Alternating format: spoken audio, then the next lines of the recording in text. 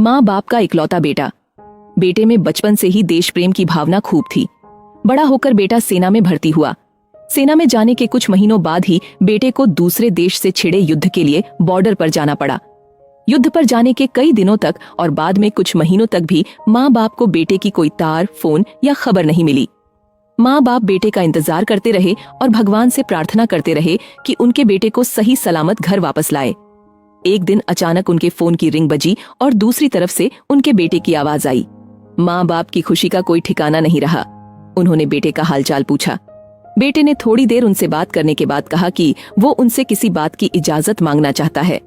माँ बाप ने कहा, बोलो बेटा, क्या बात है? बेटे ने कहा कि वो घर वापस आ रहा है, लेकिन अपने एक दोस्त को भी साथ ला रहा है। माँ बाप ने कहा, हाँ हाँ, लेकर आओ उसे भी। बेटे ने कहा, पहले पूरी बात तो सुन लीजिए। वो दोस्त मेरे साथ सेना में ही है और वो अब हमेशा हमारे साथ रहेगा।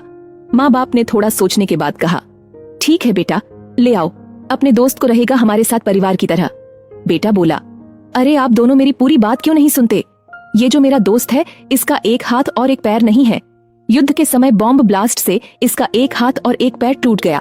अब मैं इसे अपने घर लाना चाहता हूँ और यह अब हमेशा के लिए हमारे साथ रहेगा और हमें इसकी काफी देखभाल भी करनी पड़ेगी। बेटे के यह शब्द सुनकर माँ बाप पूरी तरह से शांत हो गए। थोड़ी देर की शांति के बाद माँ बाप ने बेटे से कहा, अरे बेटा, क्यों झंझट मोल लेते हो? उस बेचारे को उसकी हालत पर छोड़ दो। वह एक बोझ से बढ़कर कुछ नहीं होगा। माँ बाप का कहना अभी पूरा भी नहीं हुआ था कि बेटे ने फोन कट कर दिया। माँ बाप इधर बेटे की राह देखते रहे। दिन बीते, हफ्ते बीते, कुछ महीने बीत गए, लेकिन ना बेटा आया ना बेटे की खबर। पर एक दिन उनके घर पर एक आर्मी का आदमी आया और उन्हें बताया कि उनके बेटे ने आत्महत्या कर ली है, इसलिए वह आकर उसकी लाश ले जाए। माँ बाप के पैरों तले जैसे जमीन फिसल गई। दोनों अपने आप को संभालते जैसे तैसे अपने बेटे के शव के पास पहुंचे।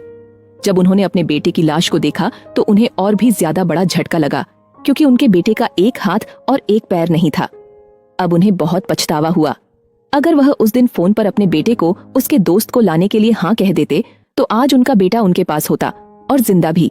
बेटा दरअसल अपने दोस्त का बहाना करके यह जानना चाहता था कि कहीं वह अपने माँ बाप के लिए दुख का कारण न बन जाए, और उसे जब यह पता चला तो उसने माँ बाप के पास लौटने से अच्छा दुनिया से अलविदा लेना सही समझा।